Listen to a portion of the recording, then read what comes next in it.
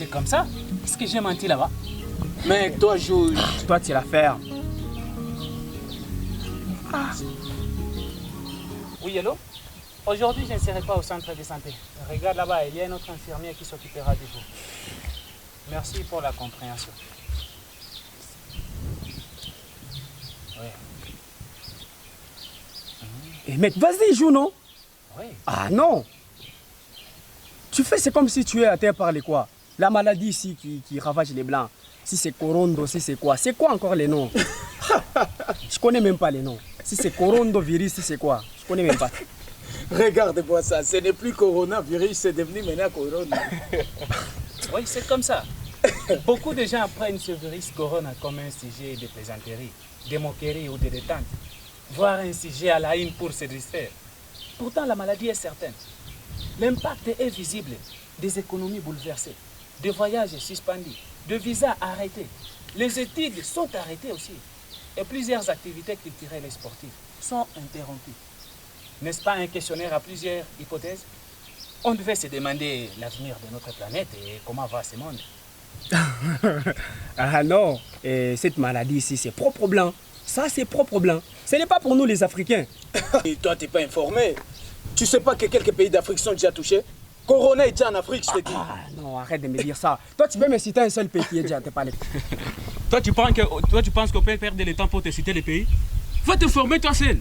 Hein? Non, on ne peut pas perdre le temps pour te citer les pays. Ah, ici c'est moi, non. Quoi ça? Ah. Eh, les gars, C'est moi qui allais jouer ici. les gars, on est foutus. C'est quoi? Il paraîtrait que Ebola... non, non. Quoi? C'est Corona est déjà dans la capitale. Quoi? Quelle Qu'est-ce que capitale? tu Kinshasa? Il y a combien de capitales là? Vous êtes sérieux? Oui, en fait, on vient d'en parler à la radio tout de suite.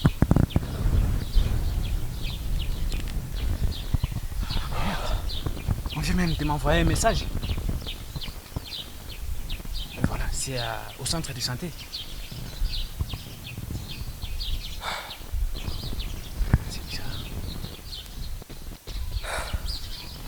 J'ai pas besoin d'être infecté. Parle, le ferme. Ça, il faut demander à Pierre car c'est lui qui connaît la médecine. Bien sûr que cette maladie est vraiment réelle. C'est très réel. Il n'y a pas la science-fiction dedans. Mais comment pouvons-nous reconnaître une personne suspecte du coronavirus? Écoutez, dans un contexte épidémique à Covid-19, c'est-à-dire personne n'ayant été en contact avec un cas probable ou un cas confirmé de la maladie à coronavirus 2019 ou ayant séjourné dans une zone infectée, présente les signes suivants. Il y a d'abord la fièvre. La toux sèche persistante avec ou sans essoufflement est considérée comme cas suspect au Covid-19. Vous devez savoir que le coronavirus, aujourd'hui, Covid-19, est une pandémie, c'est-à-dire une maladie qui infecte rapidement plusieurs personnes dans le monde entier. La maladie est donc très contagieuse. Ceci exige que tout le monde doit mettre en pratique les gestes de la prévention afin de mettre une barrière à la propagation de cette pandémie. Elle touche les personnes de tout âge, tout sexe, toute race, sans discrimination dans les pays à climat humide ou à forte chaleur. Que vous soyez riche ou pauvre, prêtre ou pasteur, ministre et gouverneur, maire de la ville, président, Corona s'en fout de votre titre. Là, on peut croire en apocalypse. Je crois maintenant que c'est la fin du monde.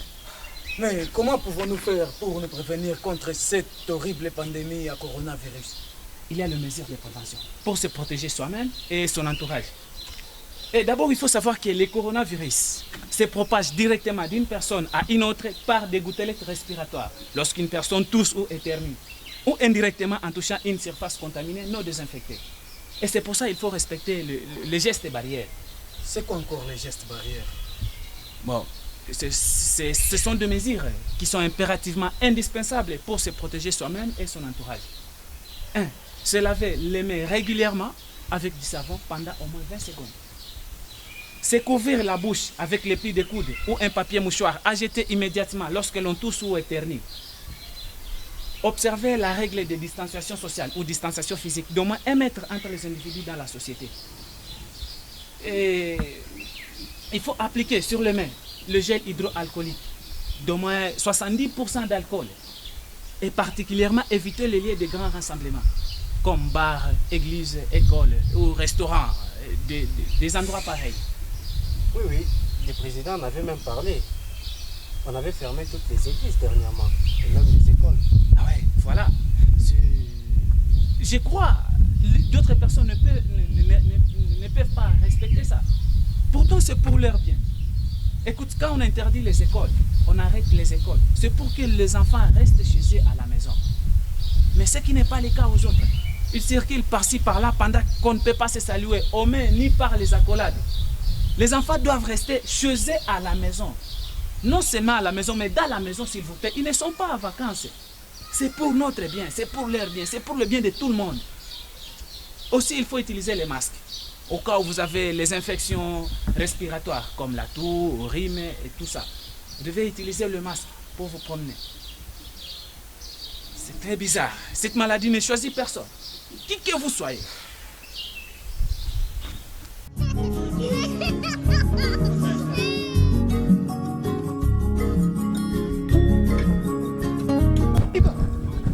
Tu es sérieux là?